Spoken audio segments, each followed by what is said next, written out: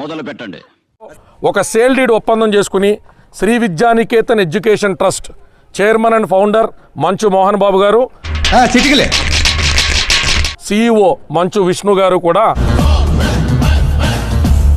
మీ introduction shot అదిరింది బాబు. ఈ idea ఇచ్చింది మీరే, ఎంటైర్ క్రెడిట్ మీకే బాబు. ఒక సేల్ డీడ్ ఒప్పందంతో ఎడ్యుకేషన్ ట్రస్ట్తో ఇక్కడ స్కూల్ నిర్మాణం చేపట్టడం జరిగింది. ఏం చేద్దామంటావు మరి? మా పిల్లలు చదువుకునే స్కూల్ కదా అని తలో చెయ్యి వేసి ఆ స్కూల్ నిర్మాణానికైతేనే ఆ స్కూల్ కొనసాగింపుకైతేనే సహకరించారు. అయితే ప్రతి సంవత్సరం లాగానే 2021 డిసెంబర్లో కూడా ఫీజులు కట్టించుకున్న తర్వాత మంచు విష్ణు గారి సారథ్యంలో నడుస్తున్నటువంటి ఈ స్కూల్ యాజమాన్యం పేరెంట్స్ గుండెల్లో ఒక బాంబు పేల్చింది. ఏంట్రా ఇది? ఈమెయిల్ రూపంలో నోటీసులు ఇచ్చింది. ఎందుకు పుడతారో కూడా తెలియదండి మనుషులు కొంతమంది. ఈ స్కూల్ అనేటువంటి మేనేజ్మెంటు ఎగేపే అనేటువంటి సంస్థ ఎయిడ్స్ పిల్లల కోసం, HIV సోకినటువంటి పిల్లల కోసం పనిచేసేటువంటి NGOకి మేము ఇచ్చేయడం జరిగింది. సంస్కారహీనులు. వచ్చే సంవత్సరం నుంచి ఈ స్కూల్ యాజమాన్యానికి మాకు ఏ విధమైన సంబంధం ఉండదు. CBSE సిలబస్లో ఉన్నటువంటి మీ పిల్లలు నచ్చితే కొత్త యాజమాన్యం చేపడుతున్నటువంటి స్టేట్ సిలబస్లో చదువుకోవాలండి, లేదా స్కూల్ ఖాళీ చేసి వెళ్ళిపోవాలండి అని చెప్పడం జరిగింది.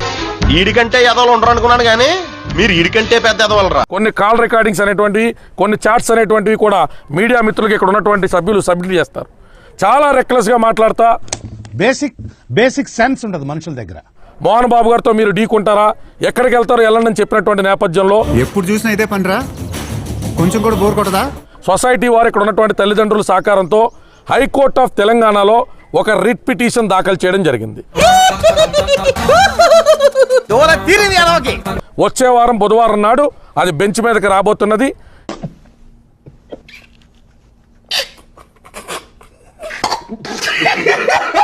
తెలంగాణ హౌసింగ్ బోర్డు కింద ఇప్పుడు ఏదైతే మారిందో తీసుకోకుండా ఇష్టారాజ్యం కింద లాభాపేక్షతో ఇక్కడ ఉన్నటువంటి స్థలాన్ని ఇంకో సంస్థకు అమ్మడం అనేటువంటిది, స్కూల్ అమ్మడం అనేటువంటి దాన్ని తీవ్రంగా ఖండిస్తూ ఇది బాధ్యత గల ఒక మంత్రి పదవిలో ఉండి వీధి రౌడీలతో కలిసి పనులేంటి.